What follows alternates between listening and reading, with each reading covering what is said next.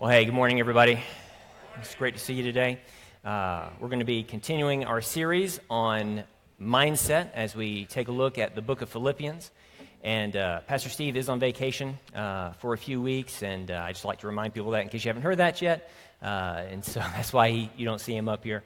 But he will be back in a couple weeks, and we are continuing this series. So basically what we're going to talk about today is joy. If you read through the book of Philippians and you are even mildly attentive to what you're reading, you'll see that the idea of joy is something that is mentioned over and over and over again. And so we're going to talk about some of those things.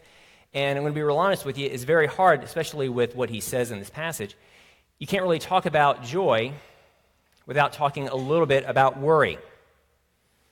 And so worry is something that we're going to be taking a look at as well. But if you want to go ahead and, I forgot, I'm in charge of this. No, that's not right. Hold on. Don't look at any of the slides. All right. No, what the heck? All right. So, well, I've just given everything away. Let's all go home. All right.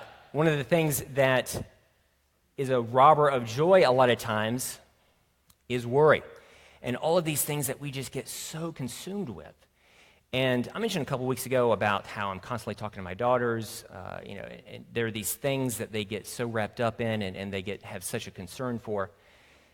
And one of the things that I wish I could do is somehow give everybody this wonderful gift that you get as you grow older, where you just stop giving a rip about certain things.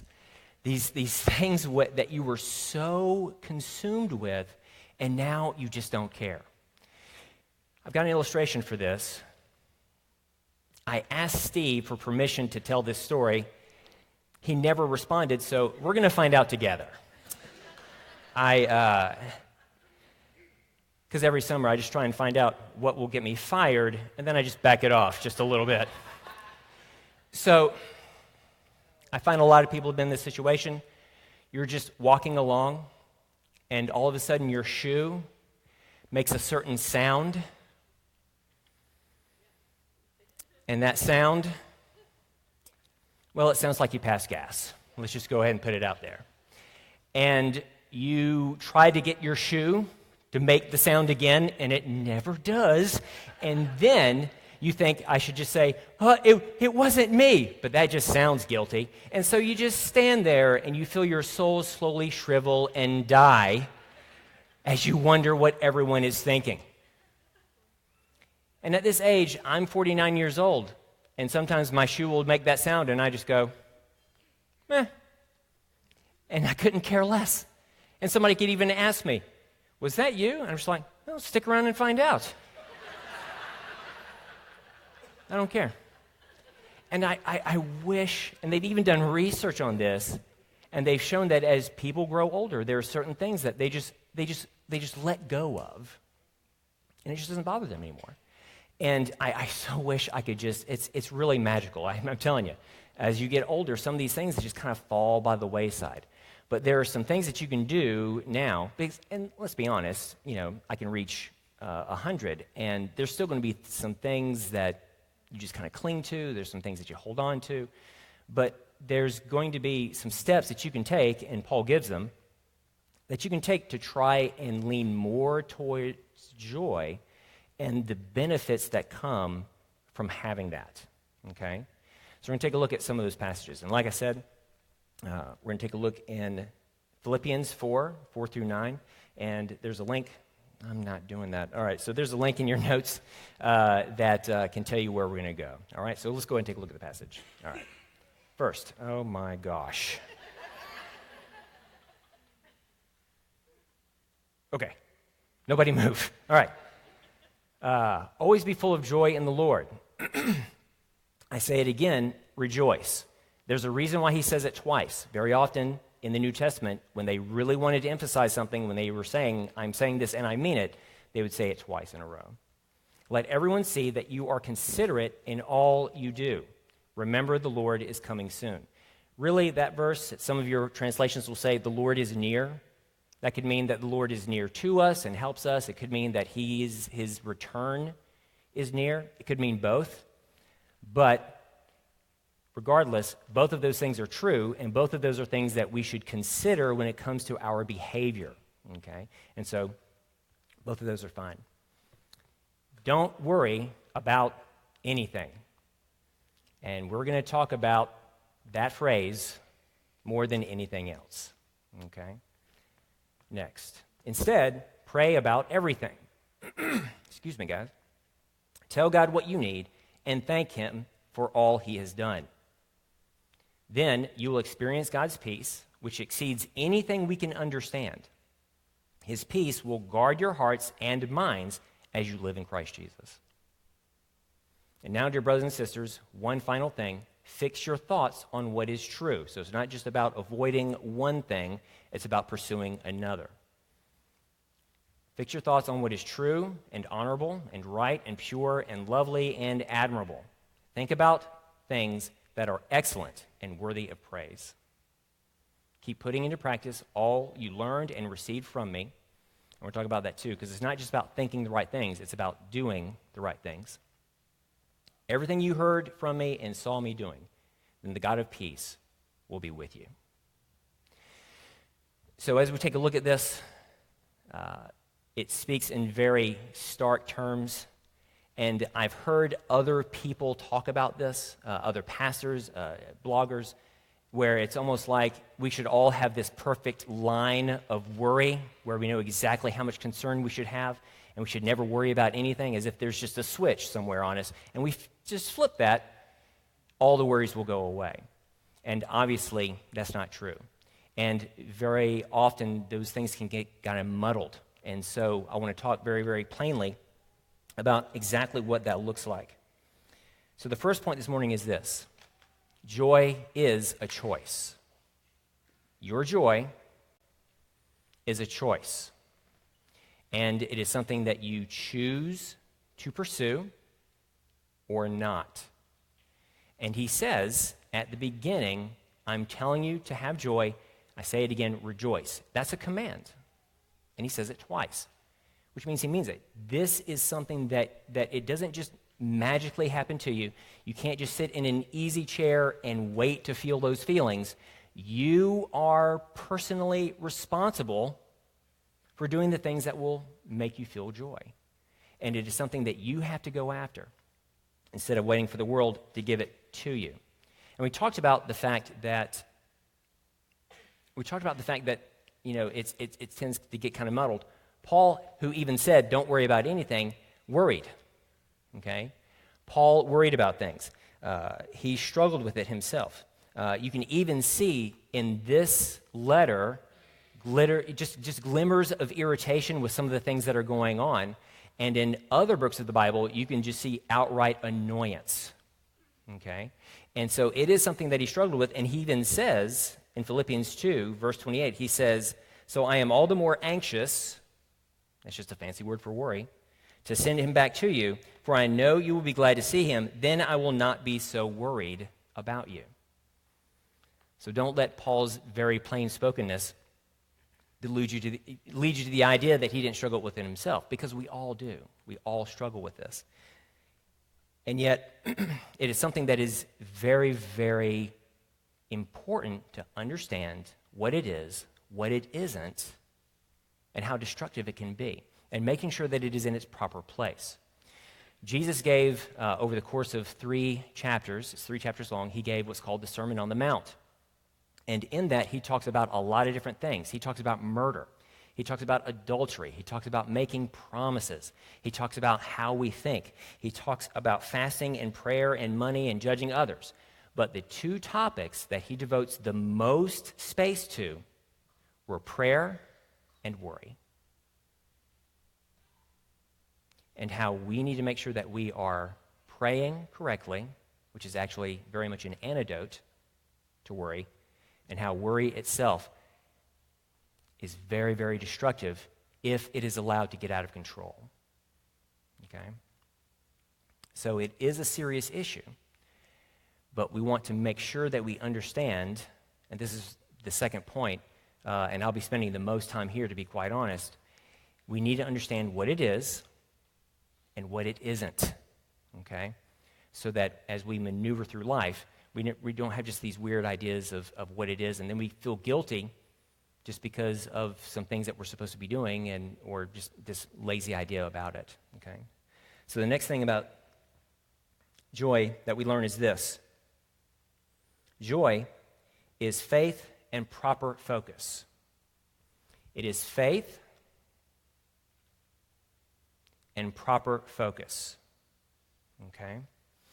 And there is a big difference between aimless worry over things that we can do nothing about and legitimate concern, okay?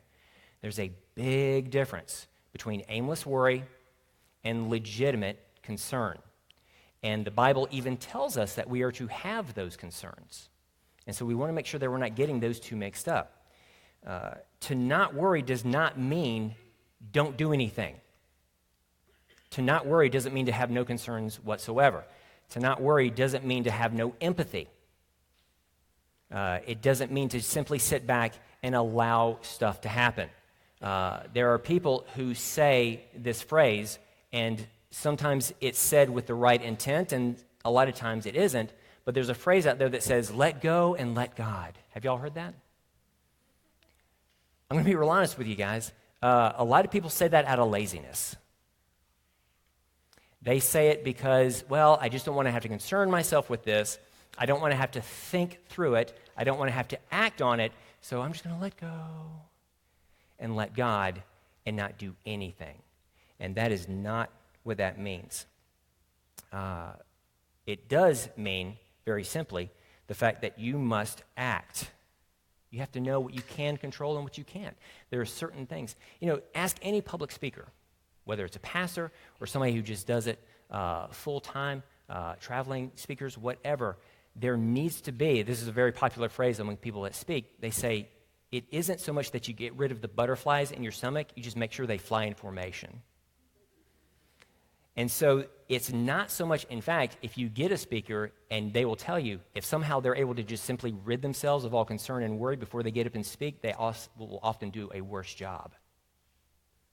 So we are to have these concerns. We're supposed to have these feelings, okay? And we're supposed to have, but they need to be legitimate. And so we need to make sure that we are doing the things that we're supposed to be doing. The Bible goes on to tell us that we are to have a concern for our brothers and sisters in the faith, that we are to carry one another's burdens, okay? It even talks about how in our Christian faith, we need to be working out, he says in Philippians, that we need to work out our salvation with fear and trembling. That means we're paying attention to the things that we're doing and making sure that we're doing things correctly. And really, that's the big part about making sure that we don't bleed from legitimate concern into too much worry, is by just constantly examining our faith and our focus. Jesus talks about how he gives a parable of the sower and how he is throwing out seed, and how every spot that the seed falls is a kind of person who accepts Christ as their Savior. And there's one kind that falls among the thorns, and it says that they don't last long because they get choked out by the worries and concerns of this world. So there is legitimate concern and there is aimless worry. And so what we need to do is we need to ask ourselves and we need to analyze, where is my faith and where is my focus?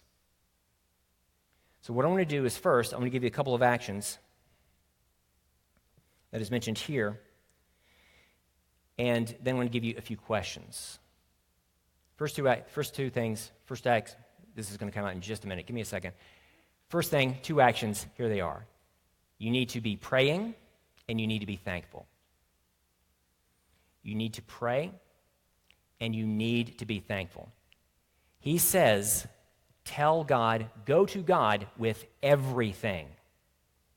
And what I love about that phrase is how blanket that statement is. It's not too small, It's not too big, and you can go to God with it.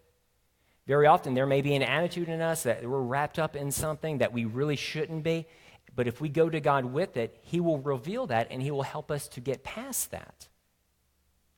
You know, I've got, there's a guy, we'll just call him Stan. He's deployed right now, and he and I get together once a week, and we just talk over the phone, and we have just kind of an accountability thing going on. And before he left, we were kind of setting down just kind of what this is going to look like. And he said, one of the concerns that I have is that I don't want to come to you with small things.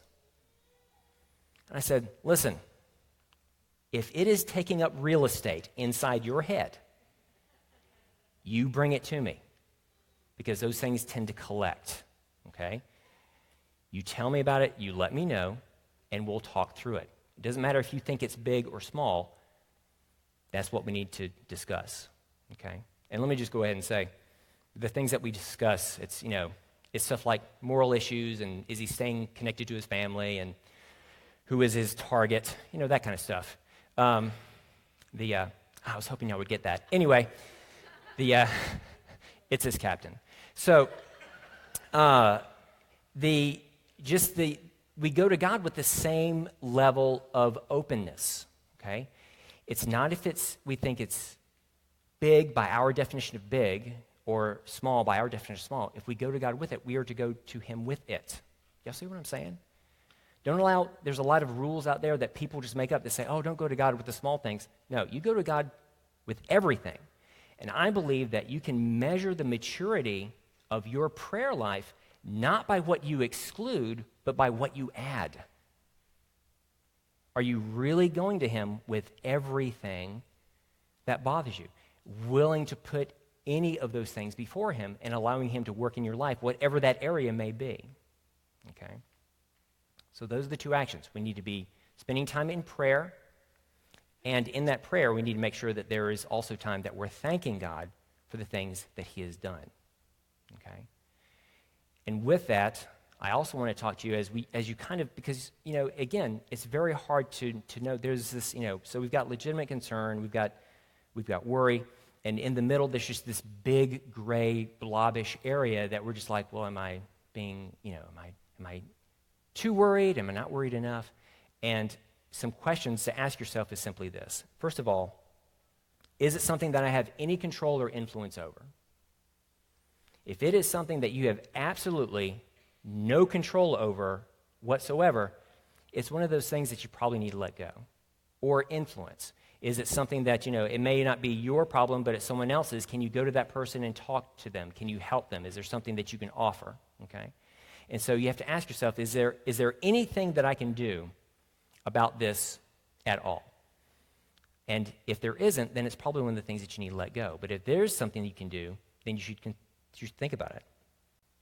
The big thing also, the question is, am I leaning on God for His direction and wisdom? That's where the examination of faith comes in. If God's not in the mix, there's a problem. If it's bothering you, and you're not going to God on some kind of level, then that's a problem. Because we need to be making sure that God is in the mix. Then we're making sure that we are leaning on Him, both for His direction and His wisdom. And here's a big one. The third question you need to ask is this: is it in your lane? Is it in your lane? There was a lady that she used to attend here, and she was getting all kinds of flyers in the mail for all kinds of help and fundraising from all kinds of organizations. Helping adopt a child, helping with human trafficking, supporting missionaries, just one organization after another that would just send her a flyer and ask her for money. And she came to me, bless her heart, I mean that in the nice way, not the southern way. She came to me and just said, how am I supposed to help all of these people? And I said, you don't. you take a look at your resources, you figure out who you can help, and then you do for a few what you wish you could do for everyone. And that's what you do. And so you have to ask yourself, very often we feel this responsibility towards other things that really what we end up doing is we stretch ourselves so thin that we don't help anyone. And there's a lot that can be said there, but you do need, and let me be very clear about this, I'm not saying don't help anyone. You do need to be serving. We are to, remember, bear one another's burdens, and so you need to be deciding where you will be putting those resources, where you will be helping people, but you also need to be very focused with it. Does that make sense? Because sometimes we just spread ourselves out so thin that we can't do anything effective.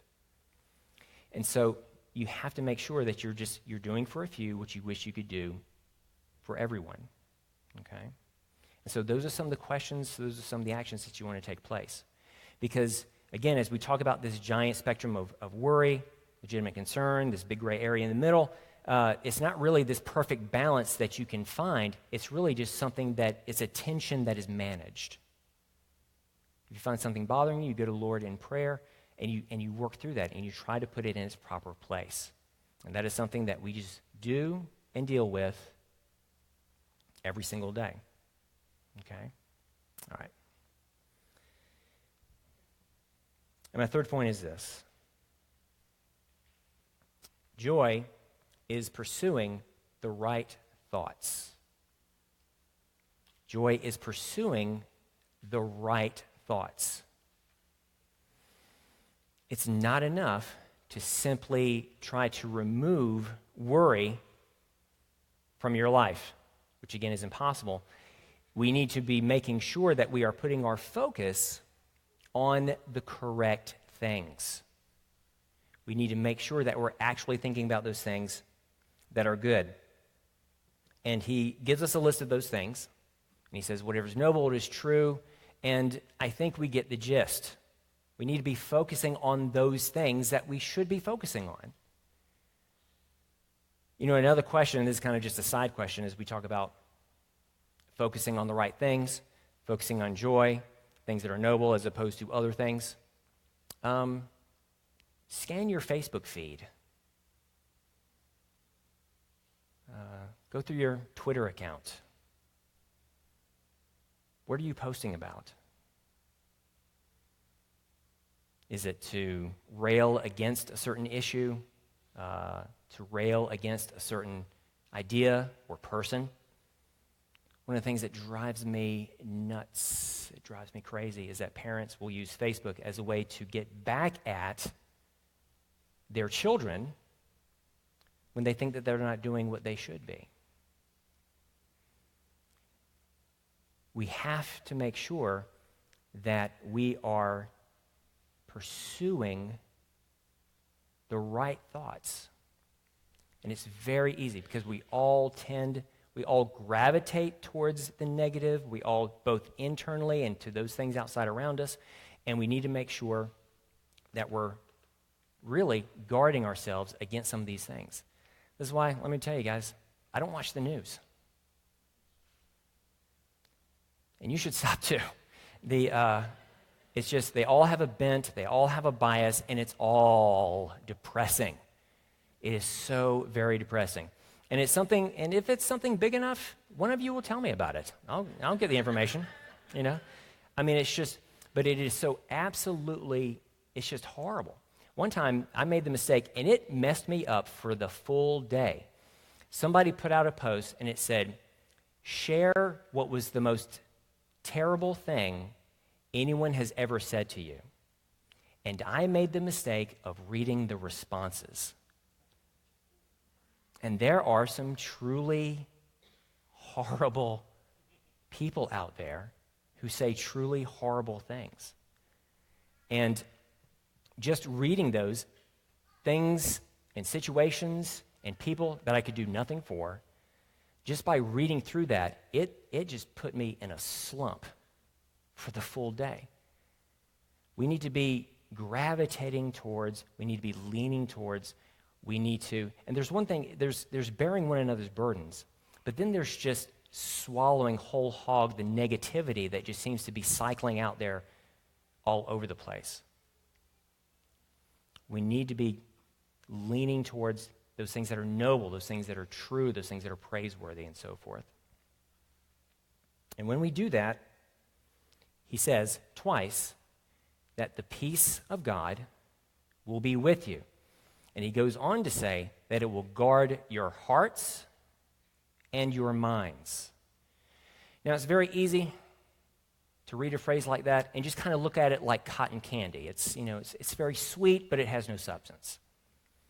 But understand that the peace of God, what he's talking about is, first of all, when he says the peace of God, he's talking about the peace that God has, his very natural attribute of peace, and the fact that he is not shaken or stirred or rattled by anything. And he goes on to talk about how it will guard your hearts and your minds. And what he means is that the heart is, according to that culture that he was speaking into, the heart is just kind of you in your entirety. It will guard you, how you think, and it will guard your behavior and all those kinds of things, and then it will guard your mind, the way that you think, and just your ability to process life. And that it is something that goes beyond understanding. Not only can we not really put words to it, but the people that see us, they will see that peace as well. And they won't be able to explain it either, but they will be drawn towards it.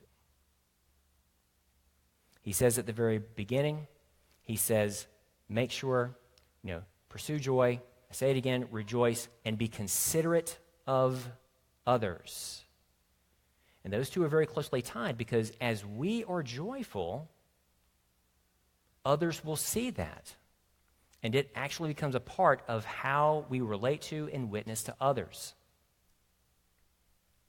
Who wants to be a Christian if we just walk around with this horribly sad look on our face? If there's anyone that should have joy and express it, should have peace and be able to express that, and for people to see it, it should be Christians. And the way that we do that is by making sure that we're leaning on God, we're watching that tension, but also that we are pursuing those things which are noble, which are true. And we try to simply live a life that leans toward the good and not the bad.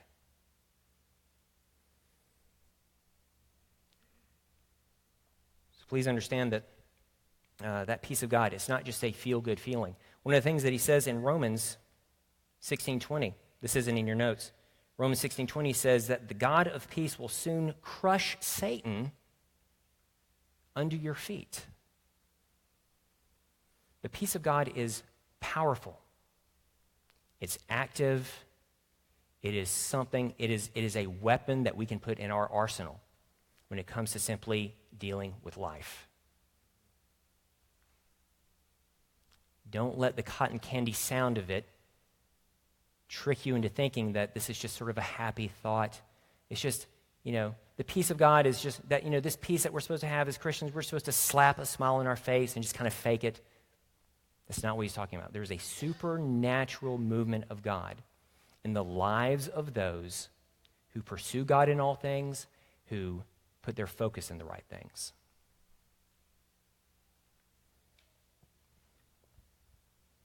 And then lastly, I want to share this.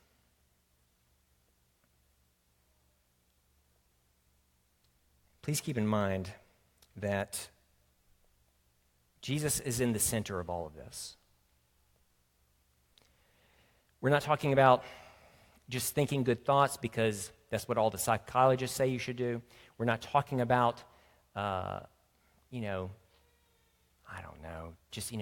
trying to just meditate on what makes you happy. We're not talking about some kind of pop psychology. We're actually talking about something that is supernatural that God does in the lives of Christians and believers. And that it is as we lean on him in this that we will receive those things. As we go back through the passage in verse 4, he says that you are to have the joy in the Lord. In verse 5, he says, because the Lord is near. In verse 6, to tell God what you need and to thank God for what he has done. In verse 6, it is a peace that is a God-level peace. And then in verse 7, it says that you will gain all these things as you live in Christ Jesus. And so Jesus is at the very center of all of this. And one of the things that we kind of, as we talk about worry and we talk about focusing on the right things, it just kind of feels, I don't know, I've been struggling with the right word, but it just sounds something like you could just read in Psychology Today. Make sure you journal, meditate every now and again, drink plenty of water, and you'll be fine. And that's not what this is.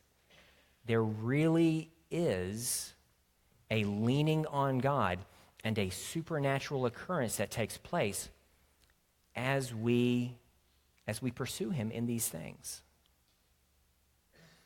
And that's really what we need.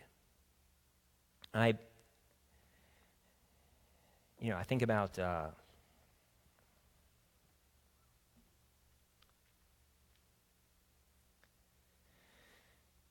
situations that come across my desk.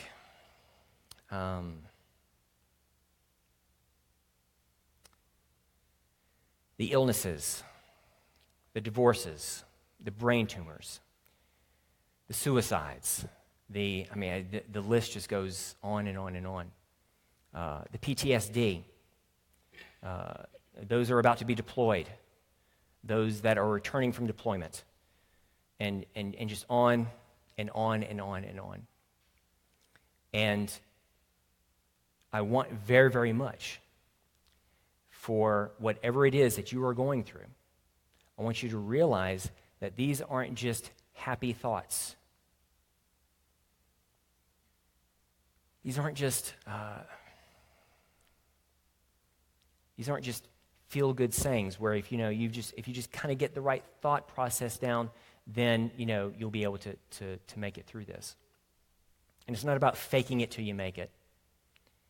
It's about a real God who really is concerned about your life, who really is concerned about what you're going through, and is ready to help you get through that. I'm not saying that there's going to, just a magical end to suffering. That's not what I'm saying, and I think you've known Pastor Steve and I long enough to know that that's not what we're saying. But we're talking about a peace that transcends all understanding. This guy was, two artists were asked to paint a picture, and the picture that they were supposed to paint was a portrait of peace. That was the concept, just peace. Paint a picture that communicates that. And so one guy, he did this sweeping landscape with mountains and streams and leaves and sun rays and a blue sky, and it was beautiful. It was just the most incredible landscape that you could ever see. Artist number 2, he went in a different direction. He did a picture of this outrageous storm, dark clouds, like black as ink, with strikes of lightning, wind, rain, blowing things in every direction. And down in a corner, you see a mountainside, and in there's a crevice with a nest with a bird in it who is completely unbothered by what is going on around it. That's what the peace of God is. Okay? It's not just this removal of whatever is bothering us most, but it's an anchor. It's something that helps give us that stability that we need.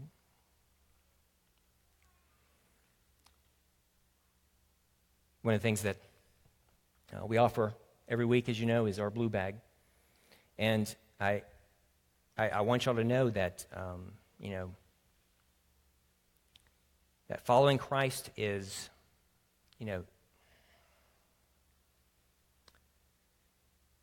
these are his promises. They're not mine. They're not Pastor Steve's. You don't get them from going to church. You get them by being a follower of Christ. And if this is something that you're ready to do, we invite you to just pick up one of these blue bags. We have them at the corner, each corner of the stage. We have some on the tables at the back. If you want to get baptized, you can pick one of these up as well. And somebody will come along, and they will unpack this with you, and they'll explain in very simple terms what it means to be a follower of Christ. We also have our cross over here. If you want to spend some time in prayer, please do. We have our communion stations, again, one in the back, one in the front, if you can take part in communion. But understand what this is. God knows that we are just a bundle of anxious nerves. He understands that. He's not expecting us to somehow categorize every thought, situation, and circumstance into this perfect amount of thinking and not thinking and reaction and not reacting. What he expects more than anything else is to rely on him. Because we cannot do this on our own. And so my invitation to you is to simply take the time and to go to God and just ask, is there an area that I'm allowing to just kind of consume me too much? I'm not putting my faith in you. I'm not putting my focus in the right place. But whatever you do, whatever it is that you're dealing with, if you're not even sure where you fall into this giant thing, go to God. Go to God in prayer and allow him to help you sort these things out, because he is the one that really gives you a peace that goes beyond it goes beyond all understanding, and just him.